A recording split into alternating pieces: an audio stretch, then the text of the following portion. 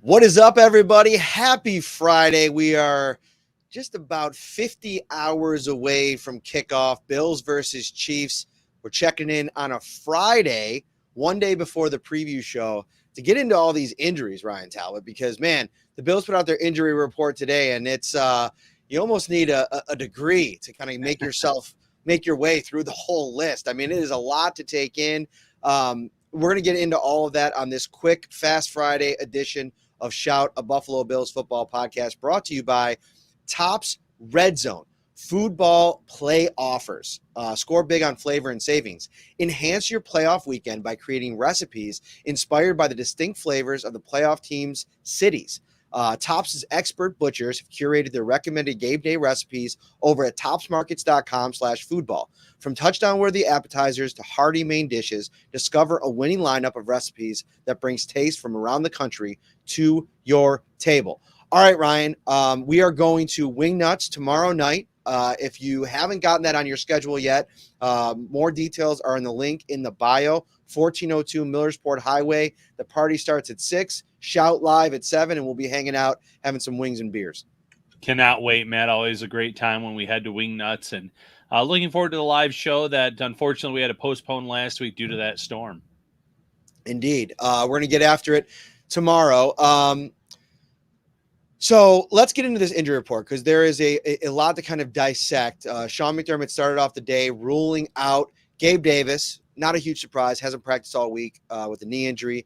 Taylor Rapp with the calf as well. Also hasn't been a practice participant. Christian Benford, cornerback, ruled out. And Balin Spector, linebacker, with the back injury. Now, the good news is, although he's questionable, Rasul Douglas is expected to return. So that takes care of Benford. So it'll probably end up being Douglas and Jackson.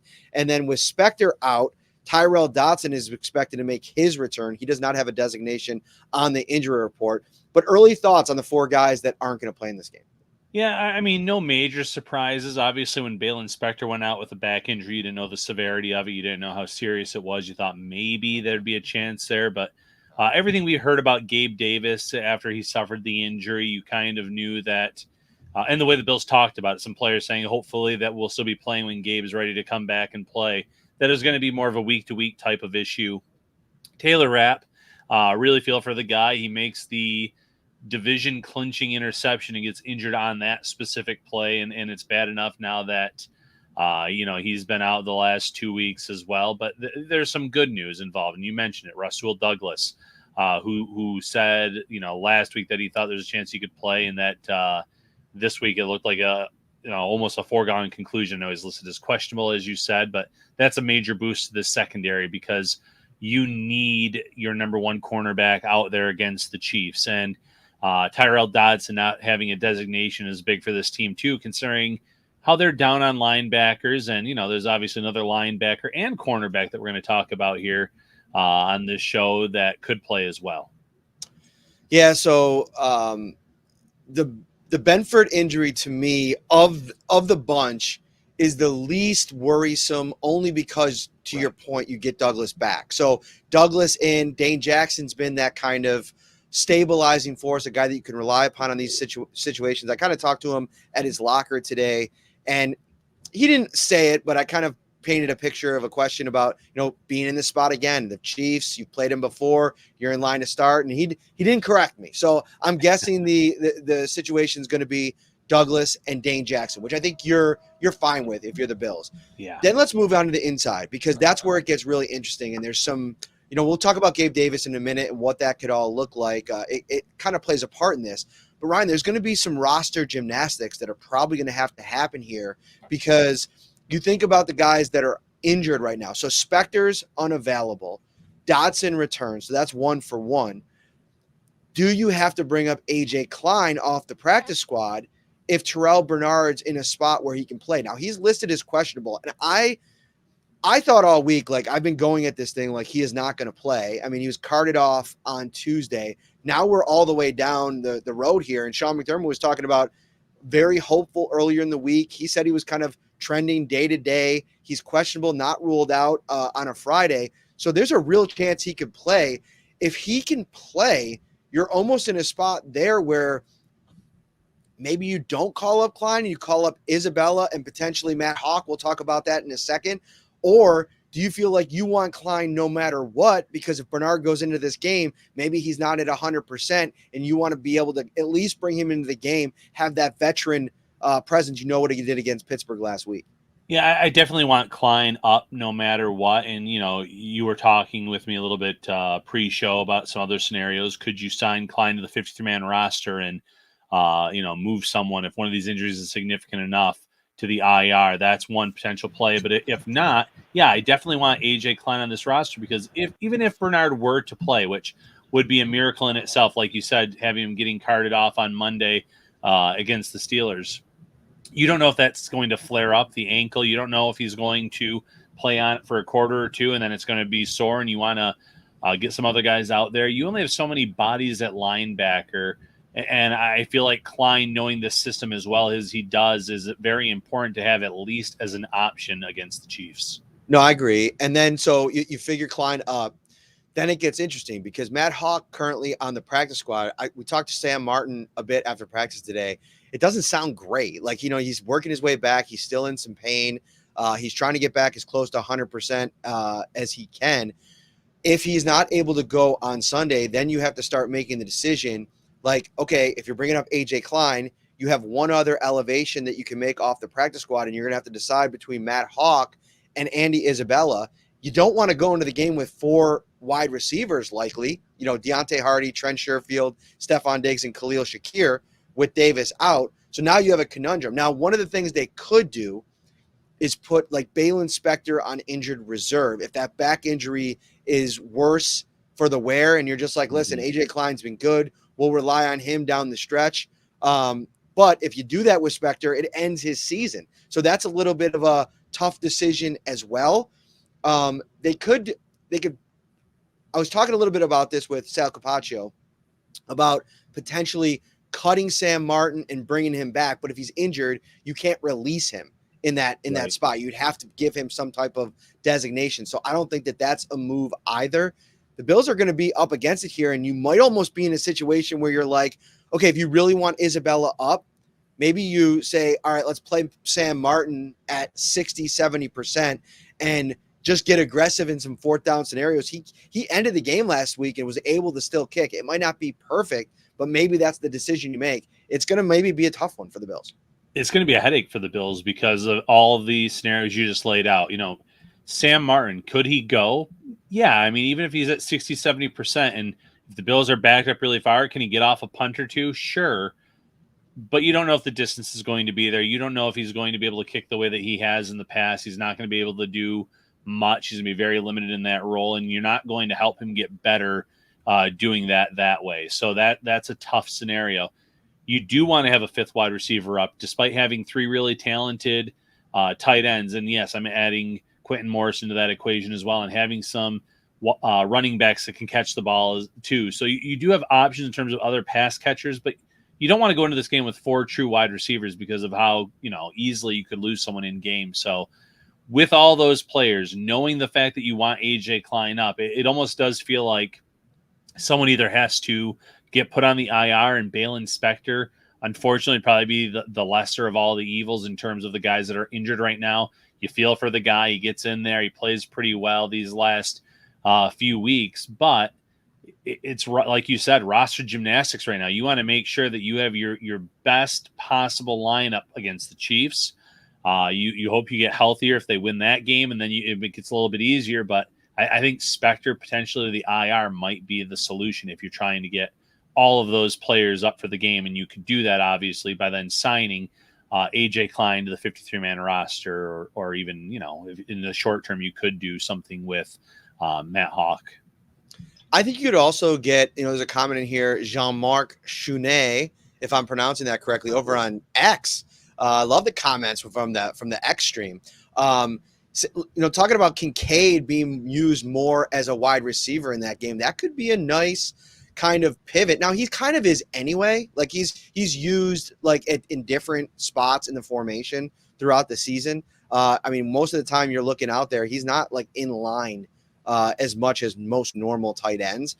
So I think that's a play as well. And I also think Deontay Hardy, could be in a spot where you want to lean on him a little bit more in this game. The thing is, if you suffer an injury, Stephon Diggs going into this game with that foot designation on Thursday, if he gets banged up in this game and he can't play, then you're stuck in a situation with Trent Sherfield, Hardy as your outside receivers, Khalil Shakir, and then nowhere else to really go outside of maybe pivoting to Dalton Kincaid on the outside. Now, Andy Isabella, not necessarily an outside boundary threat either, but it's just a numbers game. It's something that they're going to have to consider going into this one.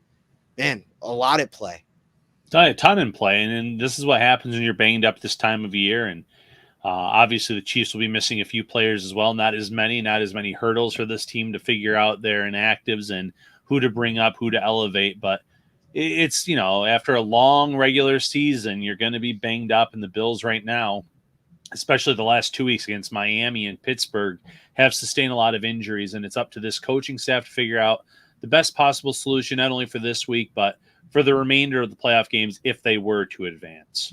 And, Diggs went up to him over at his locker, seeing if you want to chat a little bit. He didn't really want to this week. I think he's in that every other week mode at this point, and respect. I mean, when we talk to Stephon Diggs, he's as good as anybody in the league with the media. I have nothing bad to say about Stephon Diggs in that regard. He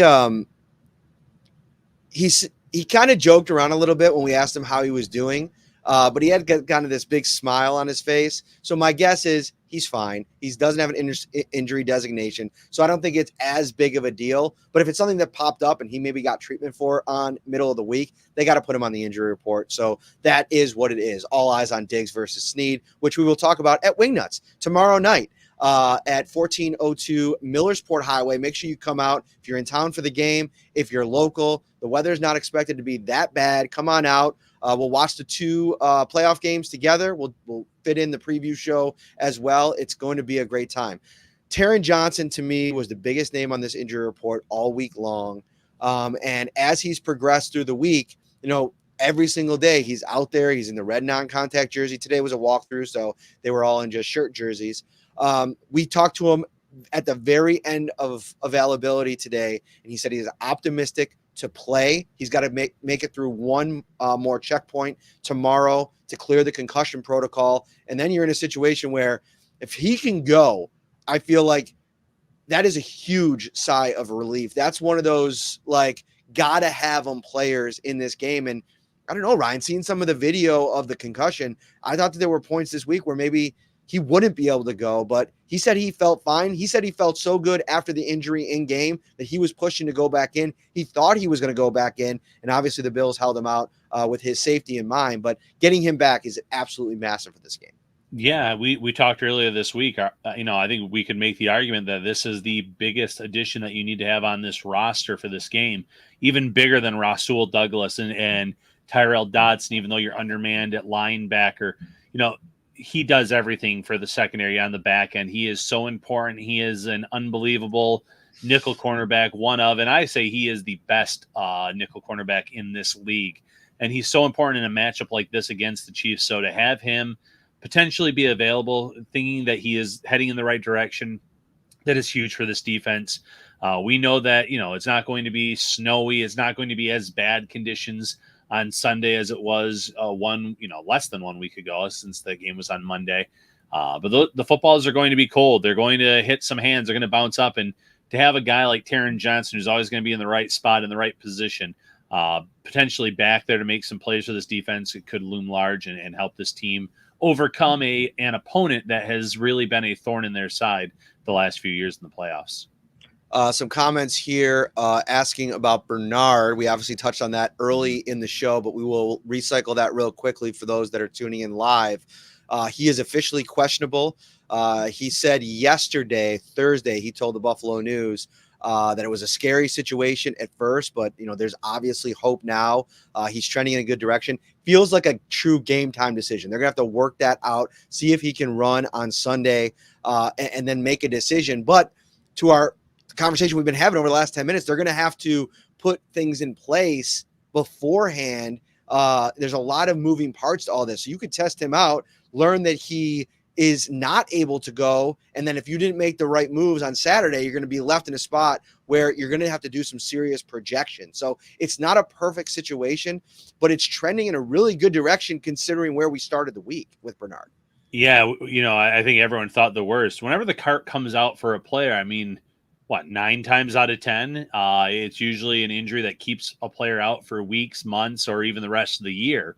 So to know that he actually has a shot to play 6 days after suffering that injury is unbelievable. And when he suffered it in game, obviously he was in a lot of pain. But the worst fears obviously did not come to fruition. And it's something that the Bills feel like, hey, he could potentially play on Sunday. They can tape this up. They can give him a shot. There's some things you can do to make him feel better if he were to go.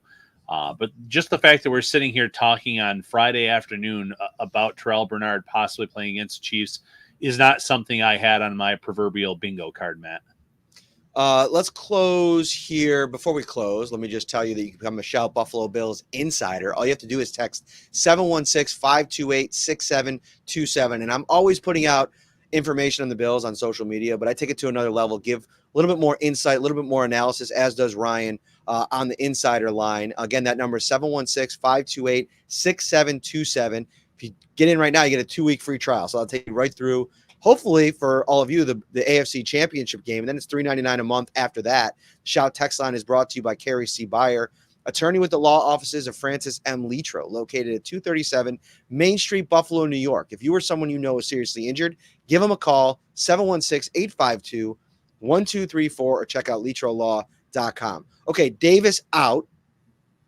Wow, Brandon Webb coming in here with the asking for the score predictions on a Friday. Usually we would do that on a Friday. So I understand where you're coming from. Thank you so much for the super chat, Brandon Webb. We will bring you back up tomorrow live from Wingnuts. Let's make a note on that, Ryan, because he did throw in the super chat here.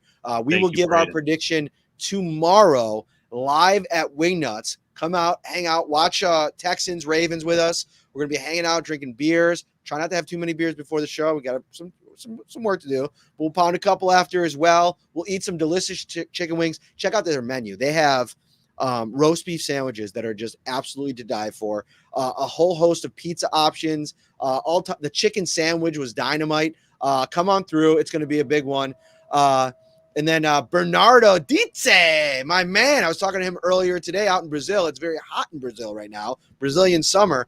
Stay cool, my friend.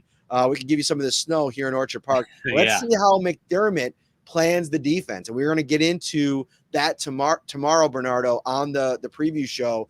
Just from a schematic standpoint, what is the best way to attack Patrick Mahomes in this game? How they did it in week 13, 14, whenever that game was, how they've done it traditionally, and the horses that they'll lean on, wink, wink, tomorrow. We'll get into all that. Thank you so much for the super chats, everybody. We always appreciate you. Let's get real quick. Gabe Davis, he's out. He's been a Chiefs killer in the past. How much do they lose there? Do you feel like going into this game that's a massive loss? I wouldn't use the word massive, but you're right. You pointed out he has some success against the Chiefs in his career. Obviously, everyone thinks of the 4-touchdown game, but he has just had some success in general against Kansas City. So it is a loss. We know that Trent Sherfield does not bring the same from a receiving standpoint, but he is a very good blocker. So you get a little bit of that there. The loss of the receiver, Gabe Davis, can hopefully be made up with Khalil Shakir, who, we've said anytime the ball is in this guy's hands, something good seems to happen, whether it's an unbelievable touchdown like he had against Pittsburgh or getting open along the sidelines for a big play to set up a 1st and goal. This guy has really come on and kind of assumed that wide receiver 2 role over the last 8 to 10 weeks or so. So he has really come on after a slow start this season. You still have Dalton Kincaid and Dawson Knox. So there's enough firepower, absolutely, for me to say this is not a massive loss, but it is still a big loss, in my opinion, Matt. No, it's definitely a big loss, and one that having him out there, I think he's a better player than Trent Sherfield, right? Like I think that you lose a little something in the passing game, but what you lose, I think there's a potential transference in there somewhere that like pushes some of the chips on the table towards Shakir's end and Kincaid's end. And in the end, that might be not best for the offense, but significant for the offense, and it flows a little bit better. We talked about that earlier in the week. All right, Ryan, we got some breaking news. I thought we were going to get out of here real quick in 20 minutes, but we got to get to this right now. I think it's absolutely massive. Jonathan Jones from CBS reports that the Falcons have requested permission to interview Bills interim offensive coordinator Joe Brady for their vacant head coaching job. Brady previously interviewed for the job in 2021. I mean, we were sitting here talking about if he'd get some offensive coordinator love, but man, 7-1, the way this Bills offense has produced, how he's been thrown in the deep end of the fire. Now the Falcons are putting him up against Bill Belichick. I mean, what do you think about this? Well, it felt like Belichick to the Falcons was close to a done deal, but I guess blowing a 2-interview lead with Belichick could certainly happen in Atlanta. That's something that they're very good at doing when it comes to Belichick and his former team. So I guess scouring and looking at some other options is never a bad idea. Joe Brady, I like a lot of what he's done here, Matt. I don't know if he's ready to make that jump from, interim offensive coordinator to a head coach in the NFL, but he's clearly impressed some people. And I think it's always smart for teams to do their due diligence, even if it's not for now, Matt. Think about Bill Belichick. How old is he? 72. He'll be 72 when the season starts next season. Even if they were to agree to terms with Belichick, I'm thinking that is a short-term deal. And just like when you meet with players during the draft process, I think teams want to interview coaches that they think are up and coming and could potentially be head coaches. So maybe it's just due diligence on their part saying, okay, after Belichick retires, we can always go back to this interview that we had with Joe Brady, and maybe he's the heir apparent. Maybe he's the guy that we target after this. I'd be surprised to see him get a head coaching job, but at the same time, it's encouraging to see him get some recognition for the good that he's done here in Buffalo. Yeah, like I don't think in the end he's going to get hired as a head coach somewhere, but crazier things have happened. And listen, yeah. The thing that stands out about Brady, I was talking about this on a radio show today, about his job that he's done since taking over, is the connection that he makes with the players. Look at what's happening in Las Vegas right now. Antonio Pierce, hired as the interim head coach. Max Crosby coming out and saying, I'm going to request a trade if this guy doesn't get the job, with all these big-time names lingering out there. I mean, Jim Harbaugh out there, somebody that, you'd think that Mark Davis would want to take a run at. In the end, they just go back to what was working late in the season for them, somebody that connected with their players. And there's something to be said for a young coach, a guy that connects with players and also is known around the league for having a brilliant mind. Some of the interesting comments here in the chat here is about, okay, another potential distraction for the Bills going into a playoff game. You have Joe Brady, who took this thing over 8 weeks ago, going into a divisional matchup against Steve Spagnuolo. I mean, can't think of too many tougher opposing coordinators, and he's taken some time out to interview, and this came up with Dable before. It's definitely could potentially be a distraction. I don't think that my sense that I got from Joe Brady the other day is that he's all locked in on this thing, and we didn't know about this, obviously, but, he's deep in the lab, and he was actually even post-practice. It was so loose, like him, Josh Allen, Shane Buechele, Kyle Allen, the quarterbacks were doing some stuff with snowballs with Micah Hyde and Jordan Poyer and deep end of the. So, I mean, it was playful, it was having some fun after practice. And he's one of the guys in a lot of ways. And I think that it reminds me of Brian Dable in that way because of how close of a relationship he had with not only Josh, but other players on the offense. Yeah. And I'm going to say, take it with a grain of salt in terms of the distraction part, because as mentioned in the comment here, Ben Johnson, who's also preparing for a big game in Detroit this upcoming weekend, he's took some interviews. He had 2 interviews yesterday, 2 interviews today. Hot candidate, legitimate head coaching candidate. I don't think it's going to be much of a distraction because they're buttoned up. They're focused on their respective opponents. But going back to Atlanta for one more thing, you look at that roster. Yes, they're back at square one when it comes to quarterback. I don't think Ritter is the answer. They're probably, I don't know if they're going to be able to do anything there, but they do have a lot of young talent where they probably sat there and said, boy, look at what Joe Brady has done already for Dalton Kincaid. And we have Kyle Pitts on this team who he's been good, but he hasn't come close, I think, to the expectations that a lot of people had when he was drafted as high as he was. I mean, there was talk about this guy being the next big thing at tight end, and it just hasn't happened yet. They have a young wide receiver in Drake London who hasn't had a lot to show so far in his career, and obviously really talented running back there too, who had a very disappointing rookie season, all things considered. A lot of it falls on the coaching staff there, so it never hurts to pick the brains of these offensive minds. Like, how would you use Bijan Robinson? How would you use Drake London? How would you use these guys? Because even if they're not the head coach, at least it's in the back of your mind. Well, here's what Joe Brady said, and if they interview Ben Johnson or these other offensive-minded coaches, you at least have that in mind. So that way, when you do pick an offensive coordinator, you're looking for someone that aligns with that thought process. So can't blame Atlanta for doing their due diligence. I wouldn't expect Joe Brady to be the front runner or even, second or third for those leading candidates for that job, but good for him for getting an interview. Yeah, indeed. Good for him for getting the interview. And I think that, the Bills, there's a decision looming at the end of the season. Like, what are they going to do with Joe Brady? Are they going to, depending on how this thing ends, up to this point, it's been nothing but really great, like pivoting from Ken Dorsey to Joe Brady. There's a decision to be made, though. Like, okay, what are they going to do long term? And I want to bring up something that he said, Brady, when we talked to him yesterday. So he was asked about his reaction to the Josh Allen touchdown run.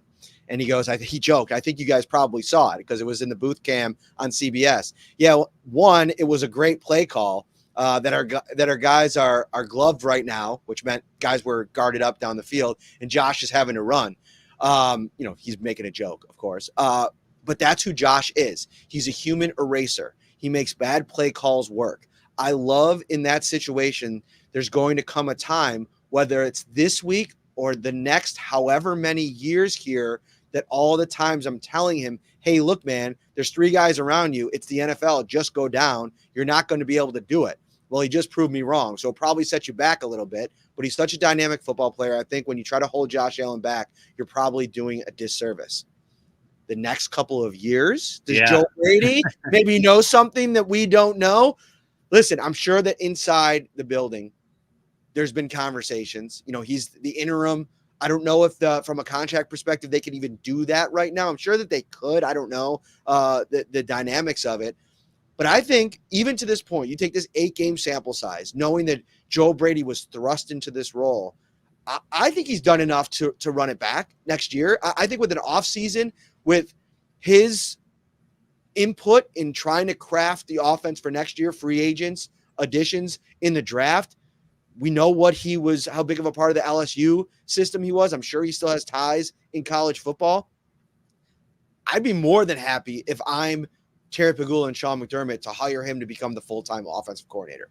Yeah, and, I think Buffalo's hands are tied right now. I think they probably have to adhere to the Rooney Rule in terms of the interview process for offensive coordinator. And but everything he's done in his time since taking over, you have to be encouraged with, because this, for the most part, is not his true offense. He's kind of running the Ken Dorsey system that he inherited, and it's been working really well for Buffalo with the wrinkles he's added in. You give him an entire offseason to build in his own play calls and show what he can do. We've already seen flashes of what he's been able to do for James Cook, for Dalton Kincaid, and this offense. I think that he can elevate them even further when it's a lot of his own play calls in his own system.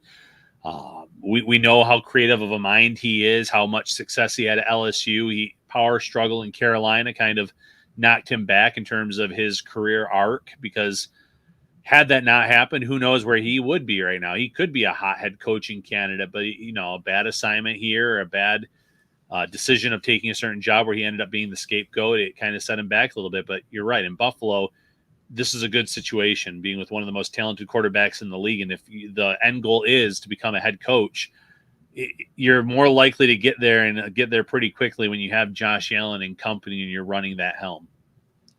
About 200 watching on YouTube right now. Big time numbers. Hit that like button. Subscribe to the channel as well. We are obviously brought to you by Tops Friendly Markets right here on Shout.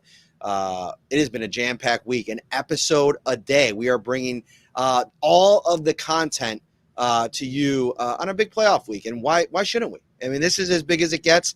And speaking of big as it gets, Tops, you could buy groceries, get gas points, and save at the pump. At Tops, you always get the best deals in town on groceries and on gas. Tops makes it easy to save with Tops gas points, the points you get just for buying groceries that can be used towards fuel savings.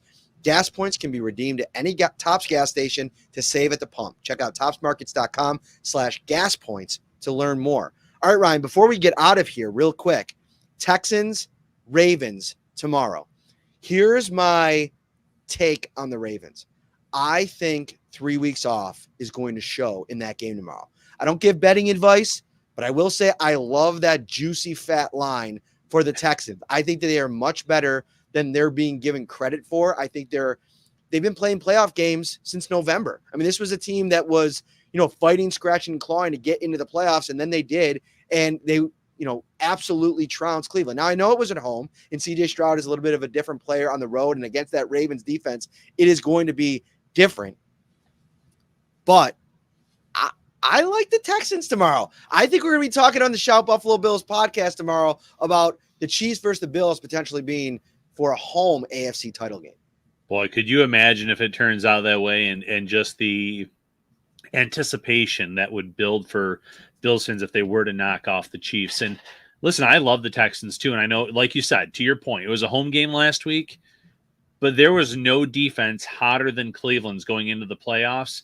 And the way that Stroud just absolutely picked them apart was a wow statement. And he can do that again this weekend against Baltimore, who, rested a lot of key starters on both sides of the ball in the final week of the season, and came out rusty a few years ago in the same situation. So if they can build an early lead, I could see them holding on as well. I'm not going to sit here and make that bold prediction that they're going to win this game. I think at the end of the day, I would still pick Baltimore, but I think it's going to be a much closer game than maybe some are expecting. I'm picking the Texans. You heard it here right first. I think they're going to win. I think it's going to be a close, good game. I think both teams are going to do some great stuff, and I think it's going to be the Texans. I really like C.J. Stroud, and even I don't want to say more, but as much, I love that combination of Jonathan Grenard and Will Anderson. Their defensive line is sneaky good. And Lamar has struggled against those kinds of teams in the past. I got to look at the weather report. I don't know enough about this, but I just think that the Texans are going to win. I like that vibe. I like the run that they've been on. I don't like the 3 weeks off for the Ravens.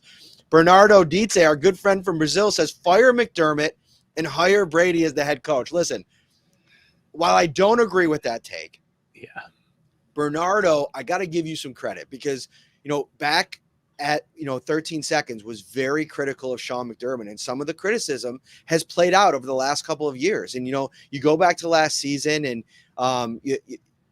things go awry, and there was a lot at play there in the DeMar Hamlin situation. I still don't think people remember what this team went through, especially if you weren't there. Like if you're watching from afar. And that's not to say that Bernardo's watching from afar. He's as invested as any Bills fan I've ever met, but they went through a lot last year. And I think that Sean McDermott's leadership through the years, and I know there's a lot that's been made of that over the last 2 months, and he's taken a lot of heat, and some of it, fairly so.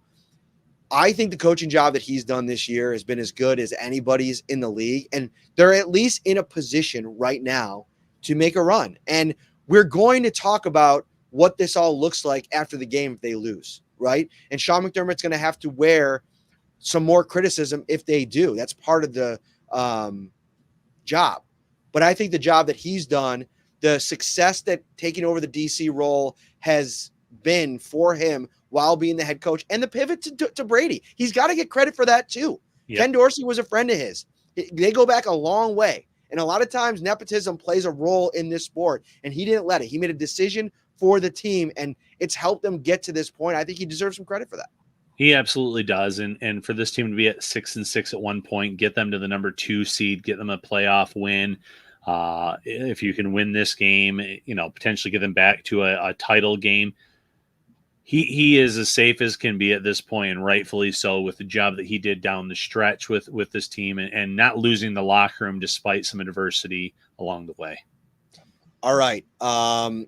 Johnny Mack, one of our insiders on YouTube, says we are all a sum of our experiences. Sean is no different. I think that's a good point as well. Yeah. Somebody that's been through a lot and I think has a lot to take from as he tries to apply all of those learned lessons in another showdown with his mentor, Andy Reid, which we're going to talk about at Wingnuts tomorrow, 7 p.m. We'll get there at about 6. We'll be hanging out. We'll be watching Texans-Ravens. We'll eat some wings. We'll drink some beers. It's going to be a great time. Come out, hit that like button, subscribe before you leave. We'll see you then, everybody. Take care. Bills versus Chiefs. It's almost here.